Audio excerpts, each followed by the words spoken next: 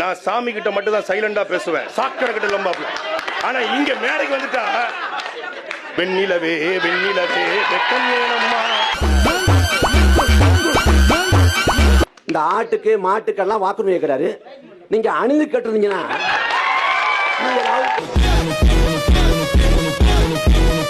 என்னடா நிறைய பேசுறாங்க, துண்டு சீட் இல்லாம பேசுறாங்க, எப்படி பேசுறாங்க? அது அவங்க அதான் பிரச்சனை. நிறைய பேசுறாங்க, என்னெல்லாமோ சொல்றாங்க, தமிழ் தேசியம்ன்றாங்க, திராவிடம்ன்றாங்க, கச்சத்தீவுன்றாங்க, முல்லை பெரியார்ன்றாங்க. ஆனா துண்டி சீட்டே நம்ம எப்படா பேசுறாங்க? கட்சி ஆரம்பிச்சு 2 ஆண்டாச்சு, இது வரைக்கும் ஒரு ஊடக சந்திப்பு கொடுத்தாரு. சர்க்கார் படத்தை கொடுப்பாரு, மெர்சல் படத்தை கொடுப்பாரு, கத்தி படத்தை கொடுப்பாரு. நெஜத்துல வந்து ஒளி வாங்கிட்டுனா கத்தியை காட்டினது போல ஓடுவார். அப்படிப்பட்ட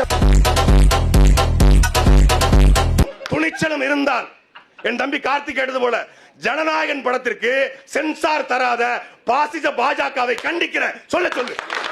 நான் இன்றைக்கே விஜயை பேசுறேன்.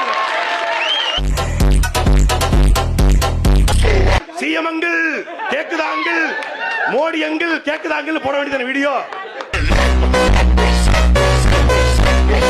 விஜய வாய் திறந்து நான் பாஜகவை கண்டிக்கணும் விஜய் சொல்ல சொல்லுங்க. ஜனநாயகன் படத்துக்கு எங்க அண்ணன் சீமான் தான் பேசினாரு, உங்க அண்ணன் விஜய் இதுவரைக்கும் வாய் திறக்கல. ஆர்எஸ்எஸ் பிள்ளை நீங்க சொல்றாங்கல்ல, ஆர்எஸ்எஸ் பெற்றெடுத்த மூத்த பிள்ளை கமலஹாசன். அந்த பிள்ளை இன்னைக்கு அறிவாளை தவந்துகிட்டு இருக்கு. அதை பராமரிக்கிறது அண்ணன் திருமாவளவன். நீங்க பாஜக